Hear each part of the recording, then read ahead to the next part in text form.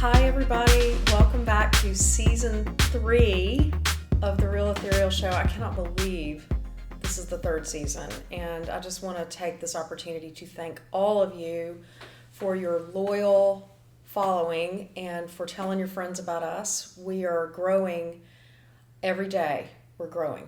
So we're really excited to be back, and as a lot of you that follow my show know, I am building a really beautiful library of astrology and Enneagram and crystals and a few other topics. But today I cannot believe this, and Jesse and I were talking about this before the show. This is my last installment of the show about each sign. And it's very apropos that we're going to be doing Pisces. Pisces is the actual last sign in the Zodiac. It's the 12th sign. That does not mean the least. Last is not least with Pisces. In fact, I don't want to say it's the most either, because I really try to be almost like a parent with all the signs. Like, I don't love one more than the other. Every single one of the signs brings something special to the idea of human personality and archetype, human energy. They all represent parts of ourselves, as I've talked about. Pisces is really interesting because Pisces is sort of an amalgamation of all the signs. Again, it's the 12th sign in the Zodiac. It is represented by the 12th house. So we're going to talk about what all of that means. I've said this in past episodes about astrology, that each sign, 1 through 12, represents a different phase of human development as well. So Aries is the first, and Pisces is the last, and then it makes a circle, right? So the next sign after Pisces is actually starting over again to Aries. So what does that mean? If you're thinking about astrology in terms of human development, Aries is the baby, and we always talk about the motivation for each sign. The Aries motivation is I am, which people talk about. The Buddha. There were famous phrases about the Buddha talking about children and babies, in that they are the closest thing to God, if you will. They're pure soul. They're I am, and I am also is, in a lot of cultures, their name for God, because we are all a part of the one. I am, number one, first sign. So Pisces is really connected with that in a very beautiful way. Pisces is very similar to Aries in this sense, spiritually and soulfully, in the sense that Pisces is a little bit of everybody. In other words, it's the combination of everybody, which is getting towards the nirvana. You're right there before the nirvana of becoming one with everyone, because you have absorbed all over the wheel, if you will, of karma. You've absorbed all of the qualities and aspects of all the different signs. So Pisces and Aries are very close in that way. In every other way, they could not be more different. We'll just say that. And if you can imagine 12 different signs being little bits and pieces of you, we're going to start right into the little bit crazy that Pisces is with all that. Can you imagine? Their keyword, I said Aries was I am. The Pisces keyword is I imagine, or my favorite one is the I believe. So Pisces is, I always like to say Pisces has 1 foot in the real world, in the 3-dimensional world, and 1 foot in the other world. And if you know about houses, and we've talked about the houses, Pisces is a water sign, and the water houses are 4, 8, and 12. Pisces is the 12th house. And the 12th house in astrology is almost like, I liken it, and I said this before, to the Lion, the Witch, and the Wardrobe. The wardrobe, the dark closet, that when you push the back of it, you cross over into the other world.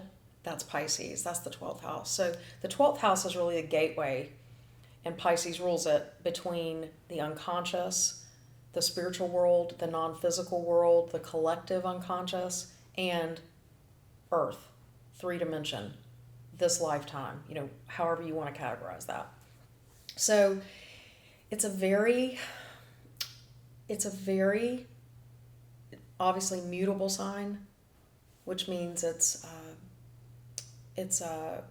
we've talked about this before on my shows. It's not stubborn, it's adaptable, it's more passive, it's more disassociative, it's more relational. So that, I like to even think of the 12th house in Pisces as more of the murky. There's a murkiness about it. Pisces is the nickname sometimes for Pisces, and Pisces gets a bad rap. I'm going to go through some of the disintegrated parts of Pisces, but I'm a huge Pisces fan myself. I think they're kind of amazing, but people, again, they get a bad rap. It's called the sign of self-undoing. So you're going to find if a Pisces is disintegrated in any way or under a lot of stress, a lot of times they hurt themselves. They're not necessarily going to be the loudest people. They're not going to be the abuser or the, a lot of times they're not the first people you notice in a room necessarily. The Pisces energy isn't.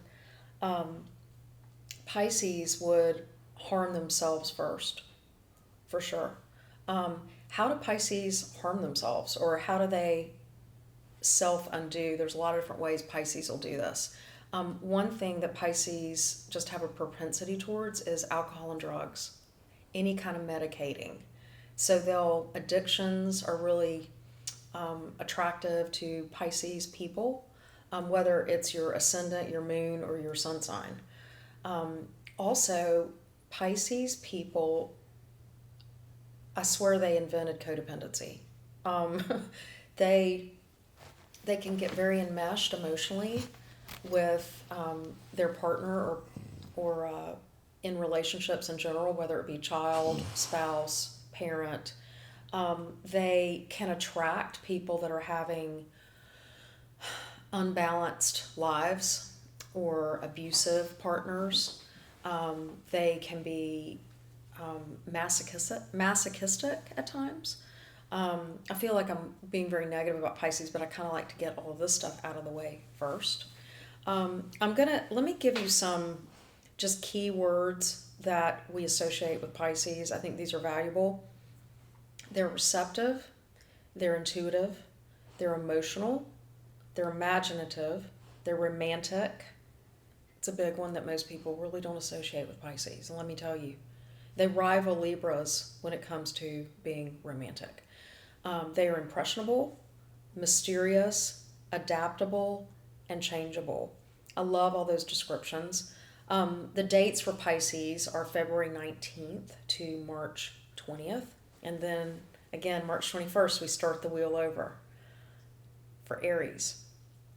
I would say, and I did some research and I agree with this. One of their prime objectives is unity or joining. So that can be positive or negative, right? A lot of Pisces people have the old soul, which they're known as the old soul wisdom that we're all one, the old soul wisdom of compassion and really seeing a bigger picture of the world and feeling the world. They go through life feeling everything. They teach us how to see people with emotions and connect and communicate with people through emotions. That's one of the big things that Pisces teaches us. But unity is really about coming together. They are relationship people, typically. They want to come together with folks. Now, that's the positive sense. In the negative sense, that's where the codependency comes in. They have a tendency to not know where they begin or not know where they end and someone else begins. They enmesh is a good word for sometimes how they can be with their partners. I want to read a beautiful quote about just water. And if I did this before when I did my water show, which by the way, I did a whole show on the water signs, which are Cancer, Scorpio, and Pisces. I just think this quote really sums up the element of water and the foundation of just why it's wonderful. The highest motive is to be like water. Water is essential to all living things, yet it demands no pay or recognition. Rather, it flows humbly to the lowest levels. Nothing is weaker than water, yet for overcoming what is hard and strong, nothing surpasses it. And that's by Lao Tzu. I'm Southern and I'm not Chinese, so I probably butchered that name. But that's okay. But I love that quote because I think Pisces embodies so much of that. There's humility with Pisces. There's a magical aspect to Pisces that I like to talk about. How do you recognize signs? And we've talked about that. There's a lot of real distinct ways you can recognize a sign. Like Leo, they come in, they have something about their hair or they command a room. Typically, Aries, I don't need to really say anything. I mean, Aries are just like the ram. They have to be first. They can be pushy. There's all different ways you can recognize, a Taurus, they're all the people working at the bank, pretty much, most of the time, or building a house. Pisces, how do we recognize these folks? They are, in my opinion, one of the trickiest signs to see right off the bat. Why is that? Because they are bits and parts of every sign. And they rule theater. They rule acting. We've talked about signs that are wonderful actors, or they're just innately able to take on different personalities. Gemini, big one, right? Sagittarius, big performer. But Pisces is a different kind of performer. Pisces rules illusion. Pisces rules emotions. Like they really understand the emotions of everyone. So they can really flip back and forth between different characters and really have them inhabit them, if that makes sense. They feel what it feels like to be others. Geminis, the difference is, Geminis are good, they're good at mimicry. So they can mimic what people are like. So it's very, get it? It's very mental. Gemini's an air sign. Pisces is a water sign, so it's emotional. They mimic people emotionally. So some of the great performances are in theater are about Pisces. Now, Pisces is ruled by the planet Neptune, and that has a lot to do with all these characteristics. And Neptune rules, I call Neptune the big fog machine, the great fog, pink fog machine. Neptune puts everything in a little bit prettier light, or fuzzy light, or you can't quite see everything clearly. Sometimes it's pretty, sometimes you just can't even see it. It rules deception. It rules, Pisces, again, I'm talking about Pisces rules theater, that comes from Neptune. Theater is not just trying to reproduce reality. Theater is a lot about taking you out of reality and enhancing something, making something more romantic, making something more beautiful, or having a soundtrack to everything. There's some melodrama when it comes to Pisces, and it's because of their heightened sense of emotion. So I almost like to say that a Pisces lives with a soundtrack going on all the time for their life in their head, whether it be emotionally or literally music. They are very musical. They love music. They get the emotion of music. That's their language, right? They're water signs. They are very big receivers. So, I've talked a lot about on my shows just about intuition and psychic abilities. Pisces, I don't believe that there's a Pisces out there, whether they understand it or are aware of it or not, I don't believe that there's one out there that isn't intuitive, that doesn't have a radar dish when it comes to the energy and the ESP or the other senses that are not just the normal human senses. So Pisces people, if they're not aware of this, or if they have a lot of water in their chart, let's say the rest of your chart is water as well, this is a person who really needs salt baths, time alone, energy clearing. They need space. They need people to be extra sensitive to them. The owner's manual for a Pisces is that they can be just overly sensitive people. It can drag them down. If they're in a negative situation, like an abusive relationship, which a lot of Pisces people can kind of end up there, and then they just don't do anything about it, and it can really, really make them sick. They have a lot of psychosomatic illnesses. They have a lot of illnesses that are literally because of the environments that they're in energetically. So it's really crucial for a Pisces to take very seriously the kind of energy that they're having around themselves, and really understand how to clean that energy, preserve that energy, and recharge. They really need that. I want to talk a little bit more about the contribution that a lot of Pisces people make to the arts, because we've got some artistic signs, don't we? Libra's one. Capricorn is very artistic. People don't really think about it that way, but it is very artistic. But I would venture to say Pisces might be one of the more true artist signs in the Zodiac. And I wanted to talk about this in terms of some famous Pisces people. There are all different types of artists, and there are all different types of messages that artists like to convey. But if we go back to what I said about Pisces at the beginning, Pisces loves a story. Pisces loves mystery. They rule all that. Pisces loves theater. Pisces loves, they're ruled by Neptune, so they rule fantasy.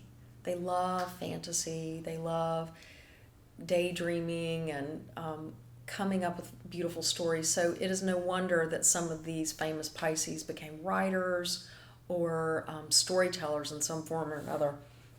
One of my favorites, can you guess? Dr. Seuss. Huge Pisces. And what an amazing, he's an amazing example of Pisces energy for lots of reasons.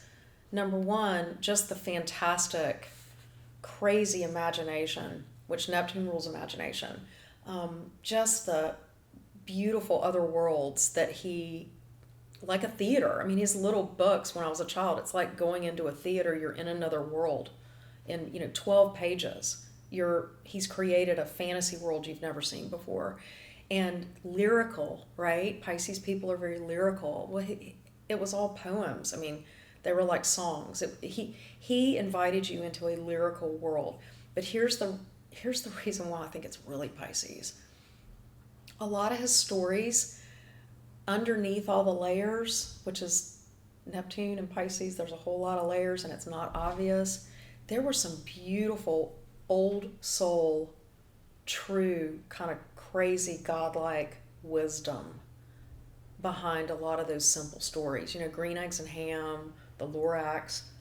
I mean, they're a 2-year-old will clap to the rhythm and look at the pretty pictures and just be in a fantasy world with that. And an 80-year-old can look at that book and go, yep, that's a truth about human nature. That's a truth about a higher spiritual part of a person. So Dr. Seuss completely embodies the Pisces gift that we are all given by that energy, that we all want a little piece of, that we all can have a little piece of, but we just need to honor that. It's magical. Victor Hugo, I love him as a Pisces. He had a very tragic life, very Pisces, had a lot of self-undoing, very Pisces, was one of the leaders of, literally with his writings, he wrote Les Miserables, is one of his most famous books. But he was the father of the romantic movement. They even called his whole genre romantic. Pisces rules, I think, more romantic almost than a Libra. So he's a really amazing example of Pisces energy. Jack Kerouac, I love him as a Pisces energy example because not only was he a writer and did he create just amazing stories, but he talked about the drug culture. I mean, he was full on describing the Pisces energy of escaping through drugs and like living this world, but trying to find another world in this world as you're trying to do this 3D life, reaching for the other dimension while you're here. Jack Kerouac, perfect example of that. Just a few more, I'm just going to rifle down a list of a few more Pisces that I think really exhibit it. Tony Robbins, Elizabeth Taylor, Kurt Cobain, talk about a visionary.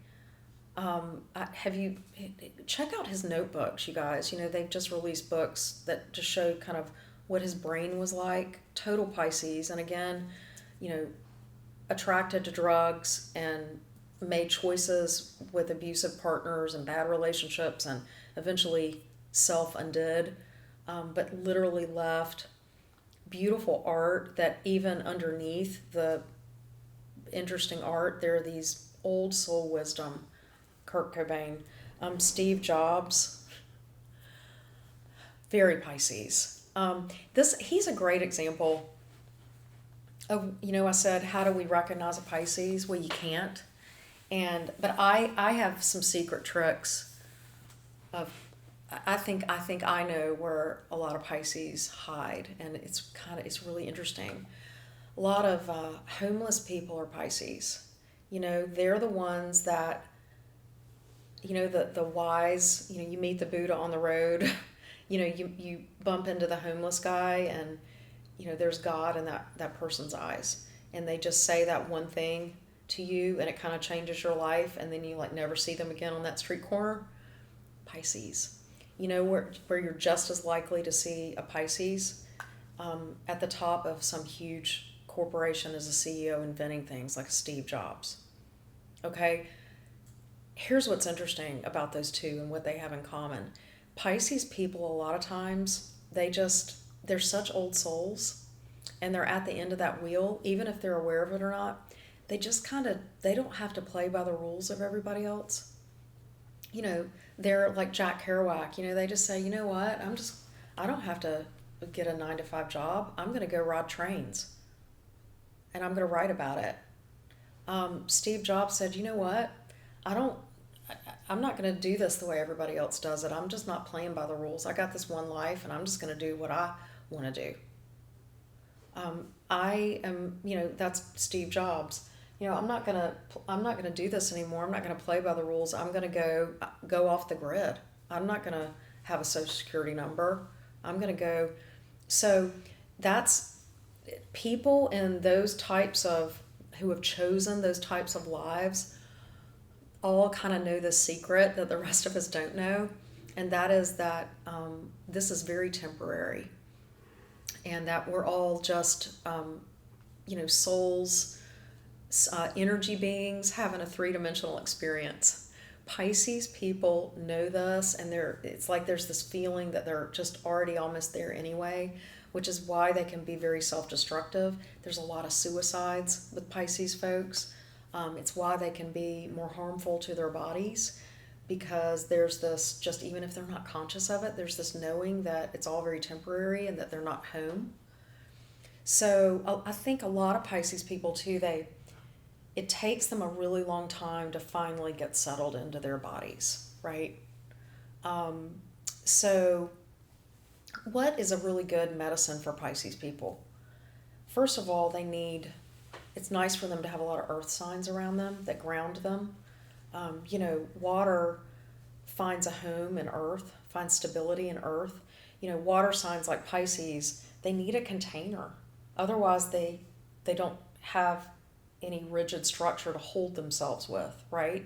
So if you have a Pisces child, a Pisces spouse, or a coworker or somebody you're close to who's a Pisces, first of all, cut them some extra slack about how emotional they are. Don't be so frustrated. That's their reality. Yes, they're overly sensitive. Yes, they're making too much out of it. You're absolutely right. But they are truly being who they are. I would also say with a Pisces person, give them structure and physically remind them to take care of themselves. Remind them to eat well. They just need reminders about taking care of themselves physically. So every time I talk about a sign, I also talk about, if your sun is not in Pisces, that does not mean that you don't have a lot of Pisces in your chart. Another strong placement for Pisces is your moon sign. And as we've learned, your moon is your love language. Your moon is how you feel secure. So if you have a Pisces moon, it's also how your emotional life works, or how emotional you are. Well, Pisces rules emotional lives. It rules emotional energy. So as you can imagine, a Pisces moon would be somebody who is very emotional, but also who has a lot of knowledge about their emotions. They're comfortable with their emotions with a Pisces moon. So I think it's a good placement. They have big hearts. They also are able to read people. So they've got that radar emotionally where, if somebody who's negative, they feel it. When they walk in the room, they feel it. They don't like that person. How do we love somebody with a Pisces moon? What is their love language, or how do you typically see how they love others, right? They're very sensitive. So they need kid gloves when it comes to how you speak with them. They need a lot of time and space to get over an argument. They feel, if you hurt a Pisces moon person, you've, multiply that by 10 in terms of how maybe that same action would make you feel. So show them more understanding. Give them time to really talk. Give them a lot of space to come to you and relate. Pisces moon people, or just Pisces in general, it can be exhausting just how much time they want to spend rehashing. And it's them trying to process and get out emotions. So be patient with them in terms of that. They need quiet, typically. I would not put alcohol, drugs, things of that nature, things that people medicate with in front of them all the time. It's just too much of a temptation. Okay, so Pisces ascendant. That's an interesting one because, as you know, your ascendant can be polar opposite to your sun. So, you could have a Pisces ascendant and have an Aries sun, and that's almost two polar opposites there, right? Pisces ascendant people, and your ascendant is the first thing you see, and it's your curb appeal, if you will, and it's also how you protect yourself. So Pisces ascendant people are going to seem very sensitive. They're going to wear their emotions on their sleeve, pretty much. They're going to seem like they get overwhelmed very easily. This is the kind of person that, maybe they have a very strong moon or a very strong sun, but they have a Pisces ascendant. So those are those people that trick you. First of all, they can make very amazing actors too, people with Pisces ascendant. But they could they could seem weak and overwhelmed and kind of flustered. But at the end of the day, if they have a strong sun or a strong moon, they're the people that show up and actually dig in. So you can get a very different impression of what somebody really is if they have a Pisces ascendant. The other thing about an ascendant is it's how you protect yourself. So when a Pisces ascendant is threatened, or if their family is threatened, or something that they care about is threatened, Pisces people run. They go away. They don't make a big deal. They quietly, the fish is the animal symbol for Pisces. They swim away. In 5 seconds, you look up and they're gone. There's that whole term ghosting on the internet and with dating sites, or if you're dating somebody, they ghost you and they just disappear. I promise you, a Pisces invented that term. And Pisces people, since the dawn of time, have been ghosting people. They know how to do that better than anybody. That's how they deal. If a Pisces person has ghosted you, you have hurt them, and they don't want any part of it. They don't run to an argument. They don't run to a hurtful situation. They try to stay away from it because they're so sensitive. That's why. Makes sense. So, in conclusion, I just want to say thank you to all of the Pisces out there. And I think as a collective, we all need to honor those parts of ourselves that represent Pisces. And what are the best things that Pisces give us? They show us how to love. They show us how to see others like they are ourselves. They see the connection in others. Pisces people make the best partners because they give 110% of their heart and their soul to humanity when they choose to. Again, it's why a lot of them check out of humanity, because it is just so overwhelming for them to be in this world. So we love the beautiful sensitivity of Pisces. We love the beauty that they bring us through their stories, and I want to pray to learn from our Pisces old soul wise ones every day. So thank you, Pisces. We love you. And please remember, I'm a little bit verklempt, Jesse, right now, because this is my last sign that I'm doing. That doesn't mean I won't do more astrology shows, but I'm really proud that I have, if you're a member of the network, I have every single sign now in my library. So go review the other signs. Now we've got everything. You can listen to a show that talks about every single sign. So namaste, everybody. Thank you for joining me, and we'll see you next time. Bye.